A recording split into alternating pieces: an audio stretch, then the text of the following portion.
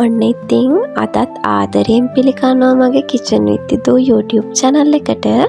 මම ඕගොල්ලන්ට අදත් අරගෙන ආවේ විනාඩි 20ක් වගේ ඇතුළත හදා ගන්න පුළුවන් රසම රස කෑමක්. ඔන්න එහෙනම් මුලින්ම අපිට ඕන කරන්නේ හොදගත්ත මාළු මිරිස් කරල් කිහිපයක්. ඊට පස්සේ අපේ මාළු මිරිස් කරල් ටික මේ විදිහට මැදින් පලා ගන්න ඕනේ. ඔන්න ඉතින් දැන් හරි. ඊට පස්සේ අපිට ඕන කරන්නේ තඹගත්ත අල ගෙඩියක් මේ විදිහට සාමාන්‍යයෙන් ලොකු අල ගෙඩියක් ගන්නවා නම් එකක් අතින් නැත්නම් දෙකක් ගන්න. මේ විදිහට ඒ අල ගෙඩිය හොඳින් පොඩි කර ගන්න ඕනේ. ඊළඟට අපි අවශ්‍ය ප්‍රමාණයට ලුණු ගෙඩියක් අර ගන්න ඕනේ. මම නම් ගත්තේ ලුණු ගෙඩියෙන් භාගයයි. මොකද මම පොඩි ප්‍රමාණයක් හදන හින්දා. ඊට පස්සේ ඕගොල්ලෝ මේ විදිහට ඒ ගත්ත ලුණු ගෙඩිය මේ වගේ කොටු හැඩයට කපා ගන්න.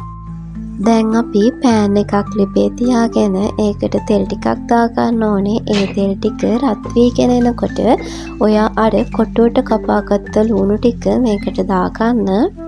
ඊට පස්සේ මේ ටික ටිකක් වෙලා කවලම් කරලා අපි තම්බලා පොඩි කරගත්ත අල ටිකත් මේකටම එකතු කරගන්න ඕනේ. ඊට පස්සේ මේ ටික හොඳට කවලම් කරගන්න. ඊට පස්සේ ලුණු කුඩු ටිකක් සහ කෑලි මිරිස් කුඩු ටිකක් මේකට දාන්න. ඕගොල්ලන්ට කැමති නම් මේකට අමු මිරිස් උනත් එකතු කරගන්න පුළුවන්. මම වැඩි සැරට ආස නැති හින්දා මම වැඩි අමු මිරිස් එහෙම එකතු කරගත්තේ නැහැ. ඔන්න ඉතින් මේ තියෙන්නේ මං හදාගත්ත අල මිශ්‍රණය.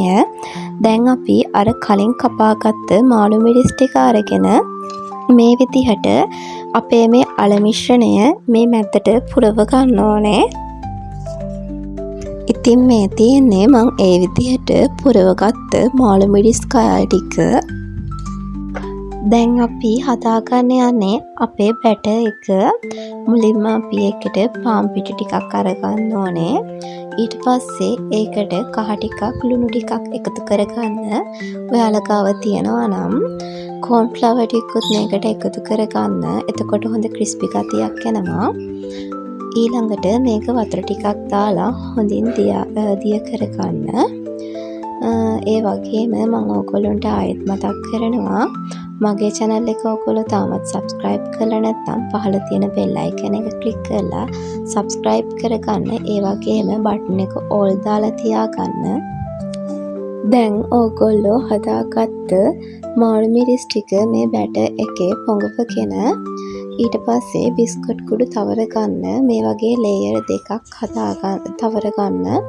එතකොට ගොඩක් ක්‍රිස්පි ගතියට එනවා. දැන් ඉතින් තාච්චියක් අරගෙන ලිපේ තියාගෙන තෙල් ටිකක් දාගන්න. ඊට පස්සේ ඕගොල්ලෝ පිටි තවරගත්ත මාළු මිරිස් කරල් ටික එකින් එක මේ තෙලේ බැද ගන්න. බදිනකොට ගොඩක් හැන්දෙන් අනින්න කරන්න යන්න එපා. පිටි තවරම ගැලවිලා යන්න පුළුවන්. ඉතින් යාළුවනේ මේ තියෙන්නේ මං හදාගත්ත මාළු මිරිස් කට්ලට් එක. ඇත්තටම මේක ගොඩක් රසයි. ඕගොල්ලොත් හදලා බලන්න. එහෙනම් ඉතින් මං අදට ගිහින් එන්නම්. ආයෙත් අලුත් වීඩියෝ එකකින් හම්බෙමු.